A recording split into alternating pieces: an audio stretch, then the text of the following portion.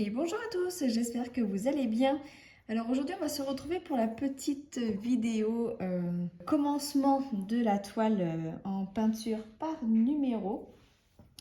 Alors ça a intrigué quand même pas mal de personnes, cette petite chose. Donc je vous savais, enfin pour ceux qui m'ont laissé des commentaires et qui souhaitaient voir le commencement d'une peinture par numéro, bah écoutez, on va le faire ensemble. Là donc je vais commencer, je vais essayer de peindre dans cette zone-là.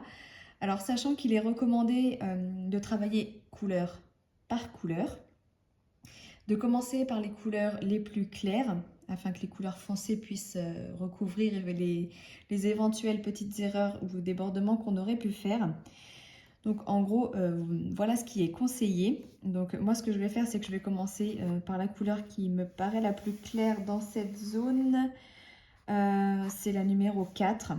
Alors après, il conseille aussi d'éventuellement commencer par les plus grosses zones. Mais moi, les grosses zones que j'ai sur cette partie-là, clairement, ce sont des couleurs foncées. Donc, bah non.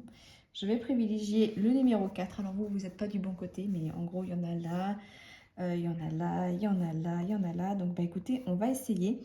On va voir ce que ça donne.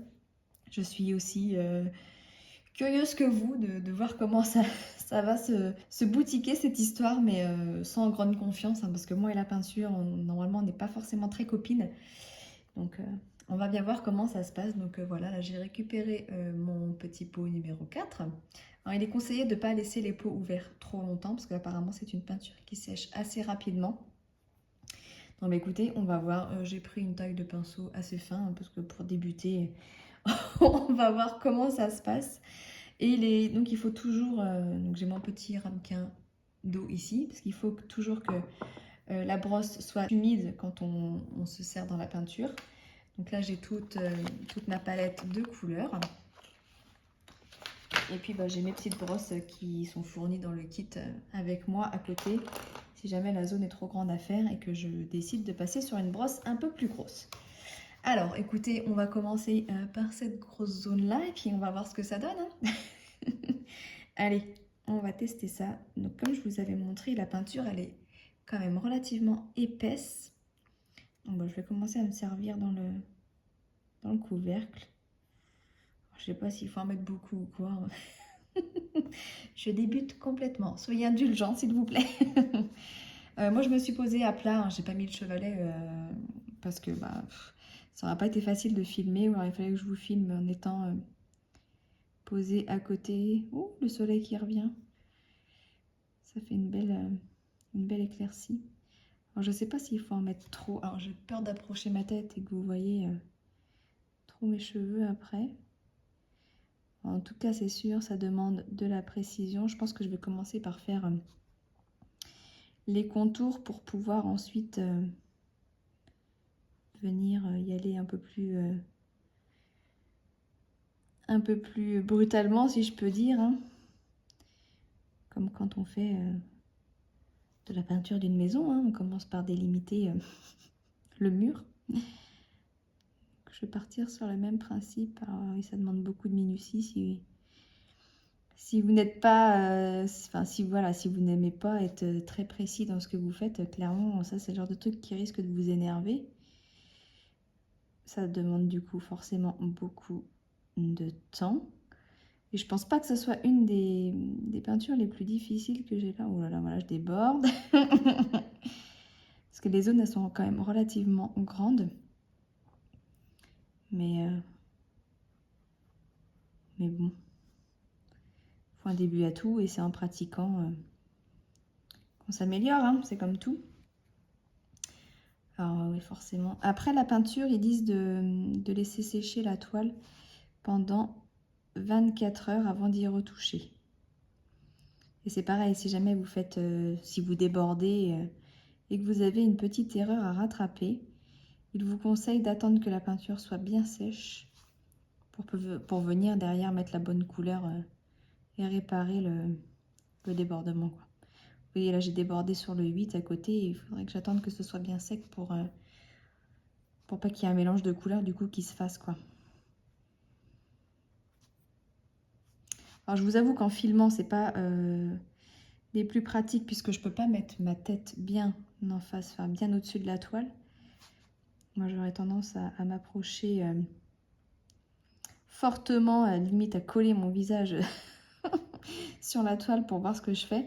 Mais là avec la caméra, enfin avec le téléphone au-dessus, c'est pas forcément des plus évidents. Mais écoutez, en tout cas la peinture elle s'applique bien. Je sais pas si stratégiquement j'ai commencé comme il fallait, hein. Je ne sais pas du tout. S'il y a des experts en peinture par numéro, moi je prends les conseils. Alors j'aurais pu aller regarder des tutos sur YouTube, hein. J'avoue que je n'ai pas cherché. J'ai déjà pas le temps de regarder les vidéos des copinotes sur le diamond painting. Alors j'avoue que j'ai même pas pris le temps d'aller chercher un tuto sur la peinture par numéro. Mais en tout cas, bah, écoutez, c'est pas non plus désagréable à faire. Ah, c'est sûr, ça, c'est autre chose que le diamond painting. Concrètement, ça, je dirais que ça n'a pratiquement... Disons que ça ne demande pas la même concentration, la même précision.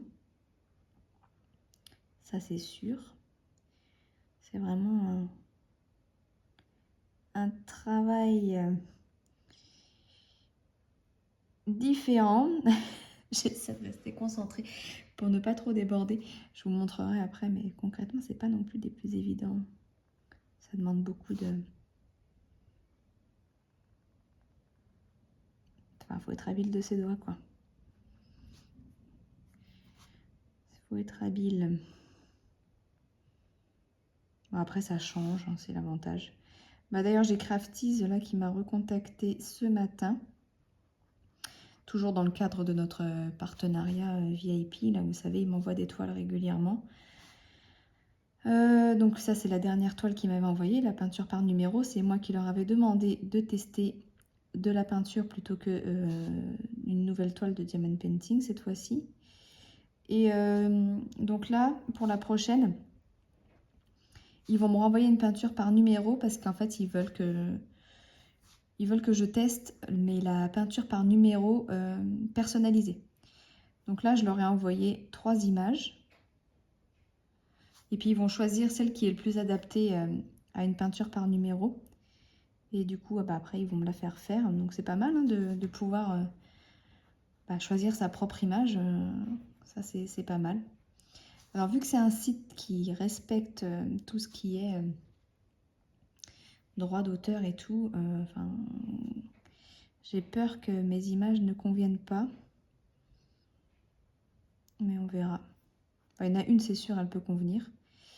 Mais les 2 autres, je ne suis pas sûre. Donc, on verra laquelle il décide de m'envoyer. Mais sachez que le prochain unboxing de chez Crafties, eh bien, ce sera une peinture par numéro personnalisée. Bon, sauf s'il change d'avis d'ici là, mais je ne vois pas pourquoi. Et après, je pense que je repartirai sur du diamond painting, parce que mine de rien, ça prend du temps à faire la peinture par numéro. Je pense que je vais mettre plus de temps à faire une peinture par numéro qu'une toile 40 par 40 comme j'ai pu faire avant, quoi, de chez Crafties. Faudrait que je me chronomètre combien de temps je mets pour faire une petite zone comme ça. Bon, quoique, en diamond painting, ça prend du temps aussi. Je ne sais pas, j'avoue, je ne sais pas. Je suis sur une grosse zone, donc ça va, mais des toutes petites zones qui demandent beaucoup de précision. À voir. Vous voyez, la couleur, elle fait beaucoup plus foncée sur la toile. Je ne sais pas si on va bien s'en rendre compte à la caméra, mais en séchant, la couleur, elle est beaucoup plus foncée. Alors ça, c'est tout à fait normal, hein, il le précise. Oh là là, je déborde. Il le précise dans les instructions. Bon, tout est en anglais, mais je vous ai fait un petit récap de ce qui était marqué, hein, qu'il fallait commencer par les couleurs les plus claires pour finir par les plus foncées afin de gommer les erreurs qu'on aurait pu faire. Parce que forcément, passer sur du noir avec du blanc, c'est beaucoup plus difficile à camoufler, par exemple. Donc, d'où l'intérêt de commencer par les couleurs les plus claires. Donc, de toujours avoir une brosse humide. De commencer par les zones les plus larges aussi. Oui, oui, oui, je déborde. Voilà, c'était pas le plus évident. Qu'est-ce que je vous ai pas dit d'autre? Donc de ne pas laisser les petits pots ouverts trop longtemps parce que c'est de la peinture qui sèche vite. Que si vous avez de la peinture sur vos vêtements, il est conseillé de le nettoyer très rapidement. Parce qu'apparemment, je sais pas c'est de la... Je sais pas c'est de la peinture à quoi. C'est pas de la gouache, hein, ça c'est sûr. Je vous avoue que j'ai même pas pris la peine, ça doit peut-être être de l'acrylique ou... Du coup ça tâche en fait, donc il faut faire attention pour vos vêtements. Hop. Voilà pour la première zone. Bah écoutez, hein, on se débrouille pas si mal, j'ai envie de dire. Donc cherchons un autre 4 dans le coin. Alors. Je vais pas non plus trop m'étaler hein, parce que je vais pas en faire pendant 107 ans. Là, il y en a une toute petite. Je sais pas si j'ai pas pris le pinceau le plus fin là. Je suis sur un moyen, si on peut dire ça comme ça. Hop. Alors après, je sais pas, peut-être qu'on peut jouer avec l'épaisseur de la peinture. Mais alors, je pense qu'il faut déjà... Putain, pardon. Et j'ai des zones toutes petites là, mais je pense qu'il faut déjà avoir une certaine maîtrise de la peinture par numéro pour commencer à jouer avec l'épaisseur de la peinture, j'ai envie de dire, parce que sinon, c'est quand même déjà pas évident. Voilà. Ah, on est pas mal, on est pas mal. Où est-ce qu'il y a un 4? Il y a des toutes petites zones là. Hop.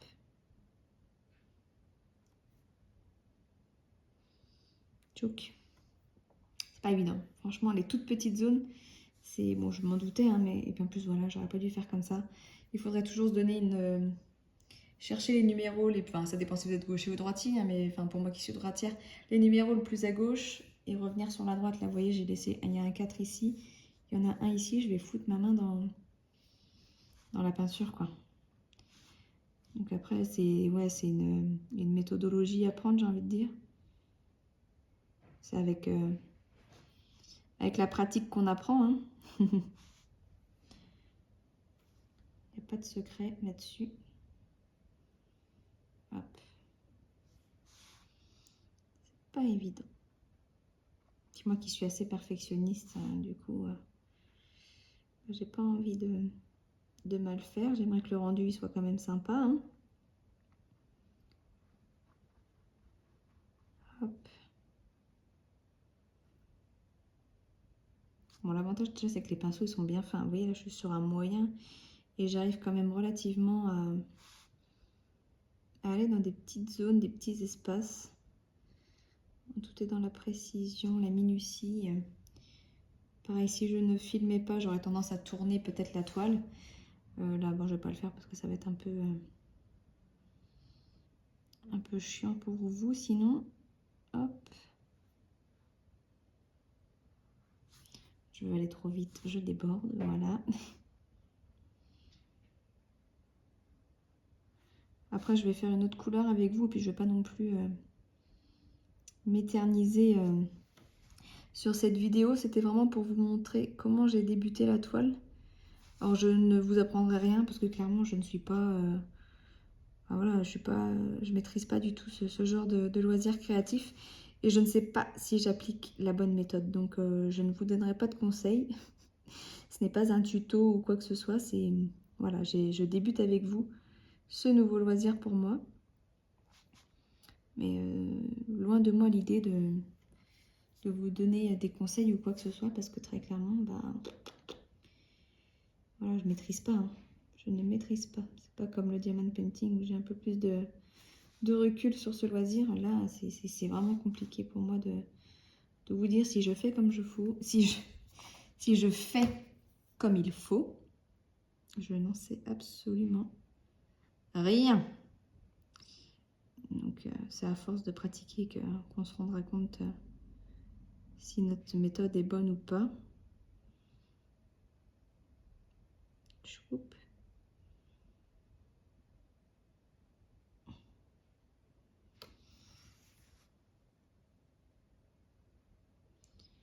On est pas mal. Est-ce qu'il y a encore un 4? Ouais, il y en a un là. Je suis toujours dans le champ ou pas? C'est limite là. Hein, limite, limite.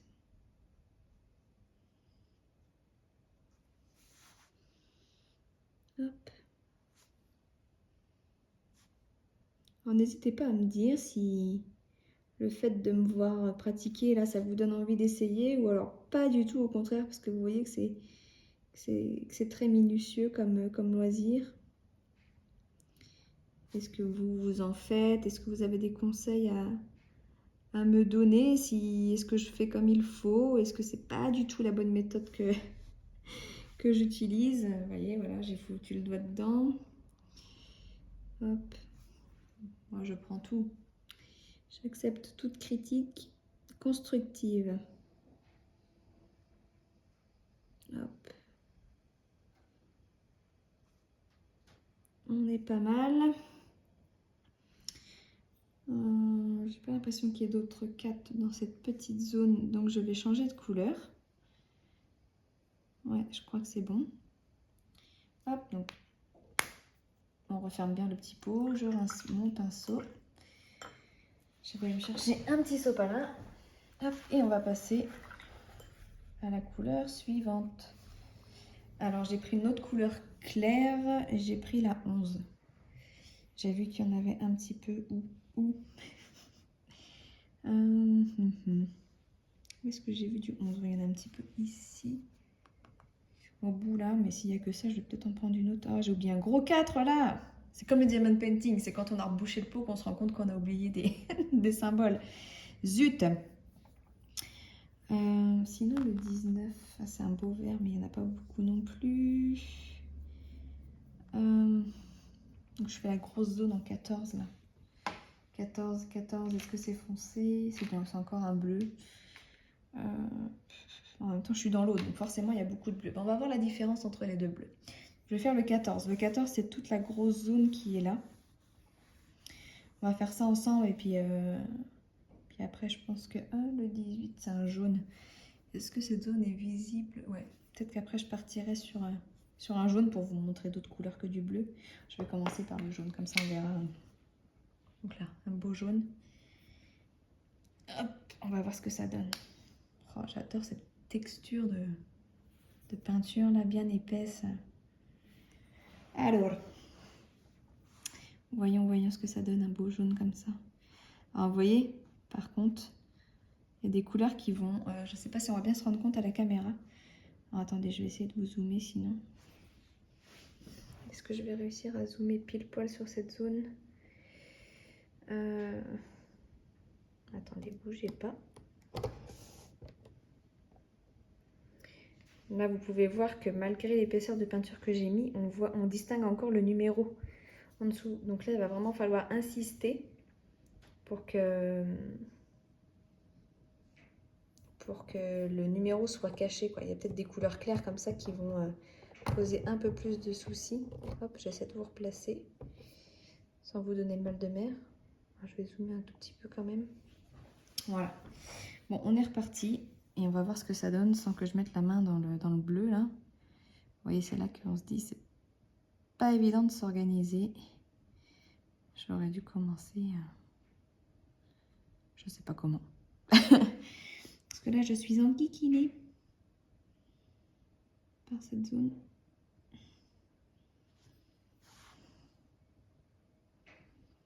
On va peut-être attendre que ça sèche un peu et repasser une autre couche. Oh là là, c'est très très fin là. C'est très très fin. Je pense qu'une fois qu'on a fini le tableau, on doit éprouver une satisfaction quand même qui doit être pas mal. Hein, parce que vu que ça demande pas mal de concentration et de précision, si on obtient un beau résultat, je pense qu'il y a moyen qu'on soit fier de soi. Hop. Là, c'est vraiment tout petit. Je pense que ça passe. Ça passe, mais j'aurais peut-être dû passer sur la brosse plus petite. Hein. La zone, elle est vraiment minuscule.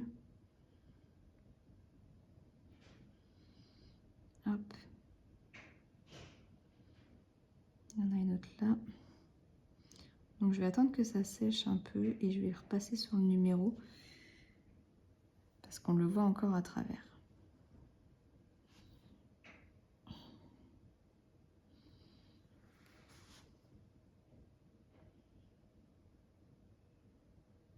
Hop. Il faut que j'arrive à faire le...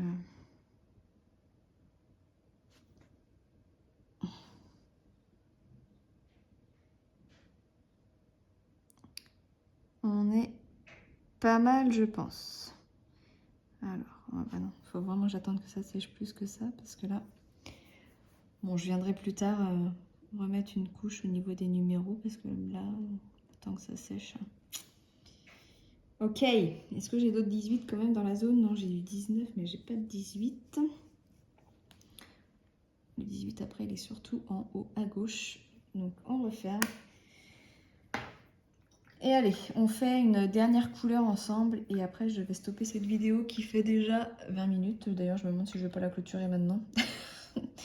Bon, je commence vite fait avec vous le 14. Au pire, je couperai en montage pour vous montrer le résultat de la grosse zone. Et puis voilà.